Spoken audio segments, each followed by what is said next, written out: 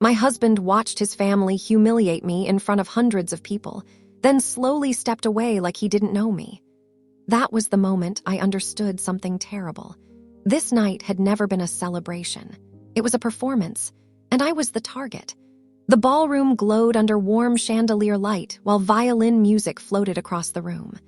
Waiters carried champagne between tables packed with politicians, investors, business owners, and relatives dressed like they were attending royalty.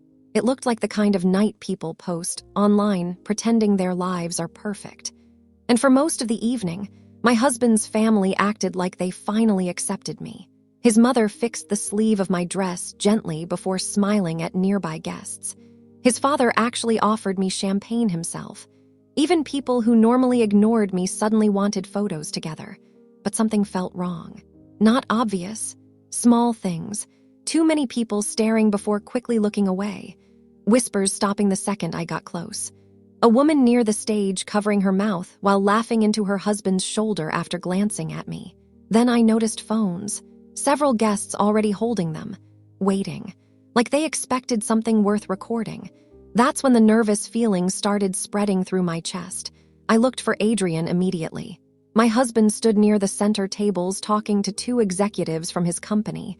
When our eyes met, he smiled. But then his hand slipped out of mine.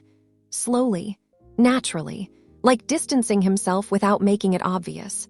And after that, he wouldn't fully look at me again. I met Adrian 2 years earlier at the architecture firm where we worked. He pursued me hard. Coffee after work. Long phone calls at night. Tiny acts that made me feel safe. Chosen. Important. Then one evening he asked about my family, and I lied. I don't really have anyone anymore. Not because I hated where I came from, because I wanted one relationship untouched by money. No status, no influence. No people suddenly behaving differently after hearing my last name. For a while, I honestly believed Adrian loved me for me. But standing inside that ballroom, watching guests quietly angle their chairs toward the stage, I realized everybody here knew something I didn't. Even the servers started moving differently. One waiter removed the wine glass in front of me without explanation. Another avoided eye contact completely. Then I saw the projector screen behind the stage flicker on. A few people immediately lifted their phones higher. My stomach dropped. And when my father-in-law finally stood up with a microphone in his hand, Adrian took one small step farther away from me. The projector lit up behind me, and the entire ballroom shifted. Not shocked, interested, like people settling in before a show starts. My heartbeat started pounding hard enough to make my fingers shake. Then the first photo appeared. Me carrying grocery bags outside my old apartment building. A second photo followed immediately after. Me waiting at a bus stop in the rain. Then another. A blurry zoomed-in shot of me leaving work alone at night. The room filled with whispers, not quiet ones. Oh my God, that's where she lived. Wait, she actually took the bus. Adrian married her. Someone near the back laughed too loudly. Another guest lifted her phone higher and whispered, "Don't block it, I'm recording." My stomach dropped. Every photo was chosen carefully. Not ugly enough to look cruel, just humiliating enough to make me look small, cheap, embarrassing. My father-in-law smiled calmly into the microphone. "This," he announced proudly, "is the woman my son threw his future away for." More laughter. A man near the front tables muttered, "This is insane." Then the next slide appeared. My old neighborhood, discount stores, the tiny cafe where I used to study after work. The crowd reacted like they were watching evidence in a trial.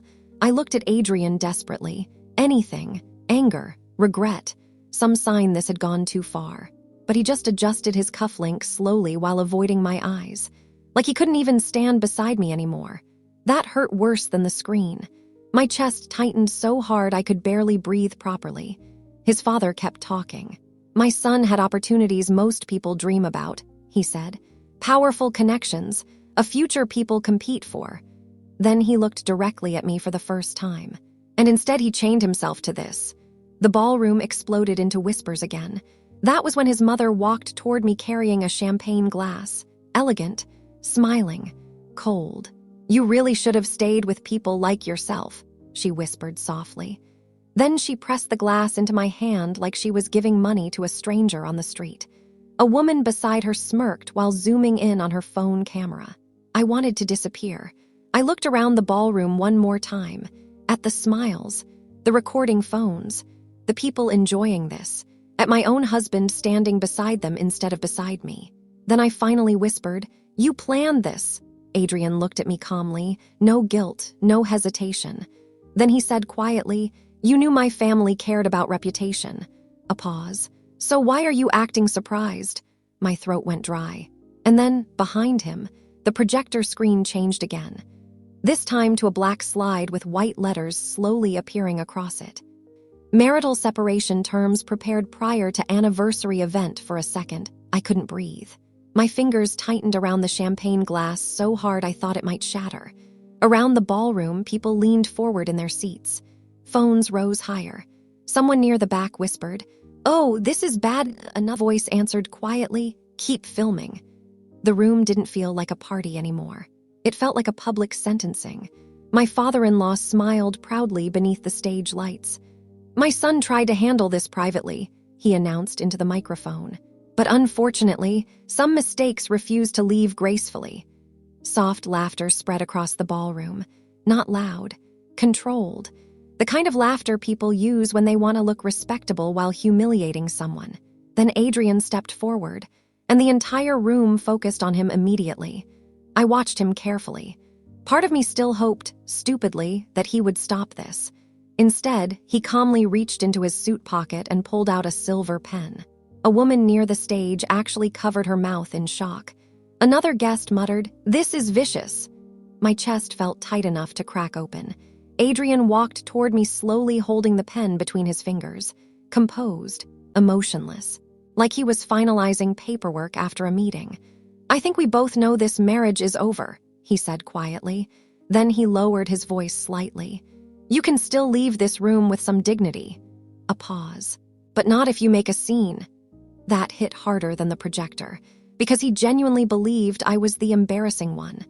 I looked around the ballroom again, at the guests recording me, at people whispering while smiling into their phones, at strangers enjoying the worst moment of my life like celebrity gossip. Nobody looked uncomfortable anymore. That was the sickest part. They had fully accepted this as entertainment. My throat went dry. For a second, my vision blurred around the edges. And suddenly, I stopped feeling embarrassed. I looked at Adrian, really looked at him, at the man standing beside his family while they publicly tore me apart. And something inside me finally went cold. Not revenge, clarity. Slowly, I reached into my purse with trembling fingers and pulled out my phone. A few guests noticed immediately. Whispers spread again. Adrian's expression shifted slightly for the first time all night, just a small change, barely visible. Then I dialed the number. The room kept getting quieter with every ring. I closed my eyes briefly before speaking. "Dad," silence. Then quietly, "Can you come get me?" And this time, even the people recording stopped smiling for a second. The call had barely ended before the atmosphere inside the ballroom started changing. Quietly. Like people suddenly realized they might have been standing on the wrong side of something dangerous. Guests who had been smiling into their phones seconds earlier began lowering them slowly. One woman near the center tables looked down at her screen quickly, then deleted the video she'd been recording. Another guest whispered sharply to his wife, "Put your phone away." I saw Adrian notice it too.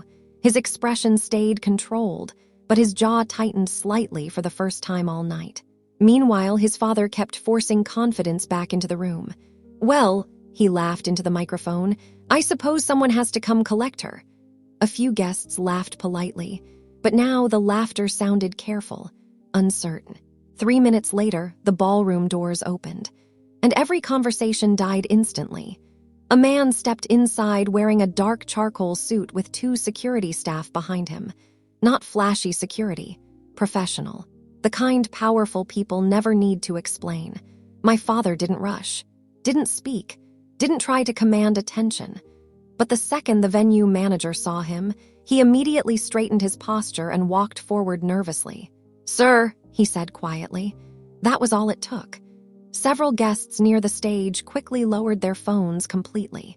One woman even stepped away from Adrian's family like she suddenly didn't want to be associated with them anymore. Adrian went pale. His fingers moved automatically toward his cufflink again, but this time he fumbled it. My father-in-law noticed. That was when his confidence finally cracked too. My father walked calmly across the ballroom floor toward me while the entire room watched in silence. And suddenly, the same people who had spent the last hour treating me like entertainment couldn't even look directly at him anymore. When he stopped in front of me, his eyes moved slowly across my face, then toward the projector screen, the separation papers, the photos, the recordings. Finally, the champagne glass still trembling in my hand. His expression hardened slightly. "Who did this?" he asked quietly. Nobody answered. Not Adrian, not his parents. Nobody. Across the ballroom, I noticed guests subtly stepping farther away from Adrian's family now, like fear was spreading table by table. Then my father looked directly at Adrian, and Adrian looked down first. At the same moment, every phone in the room disappeared. My father reached over quietly and removed the champagne glass from my shaking hand before placing it on a nearby table. That small gesture hurt more than the humiliation. Because after an entire night of being treated like a problem, someone was finally treating me like a person again. Behind us, the projector still glowed across the ballroom wall. The separation papers, the photos, the carefully planned humiliation. Now the entire thing looked pathetic. My father looked toward Adrian's father calmly. "You organized this?" he asked. No yelling, no threats. That somehow made the silence worse. Adrian's father forced out a nervous laugh. "This has been misunderstood. It stopped being private," my father interrupted quietly, "the moment people started recording my daughter." Across the ballroom, several guests immediately looked down at their phones. One woman locked her screen quickly and slid it into her purse. Another guest slowly stepped away from Adrian's family while pretending to fix his jacket sleeve. Nobody wanted connection to them anymore. Adrian tried stepping forward. "This wasn't supposed to become..." He stopped talking halfway through, because even he realized how bad that sounded. For the first time all night, he looked around the ballroom instead of at himself, at the guests avoiding eye contact, at people quietly distancing themselves table by table, at business partners suddenly pretending not to know his father. And that was the moment it finally hit him. Nobody was standing beside them anymore. My father's eyes moved toward Adrian calmly. "You stood there while your wife was humiliated publicly," he said, "and you helped turn it into entertainment." Adrian swallowed hard but said nothing. There was nothing left to say. Then my father spoke again. "I expect your resignation tomorrow morning." Adrian's face changed instantly. Not anger, not outrage, fear, real fear. His eyes moved toward his father briefly, almost instinctively, but even his father looked uncertain now. The room felt different. Quieter, ashamed. The same people who had laughed earlier now stared at the floor or checked empty phone screens just to avoid looking at any of us. Then my father turned toward me. "You're coming home," he said softly. That was the moment I nearly cried. Not because of revenge, because after everything that happened tonight, I finally felt safe again. I looked at Adrian one last time, the same man who had slowly stepped away from me earlier that night, now standing completely alone while the room abandoned him piece by piece. And this time, I was the one who walked away first. Please subscribe to our channel and tell us in comments from where are you watching this video.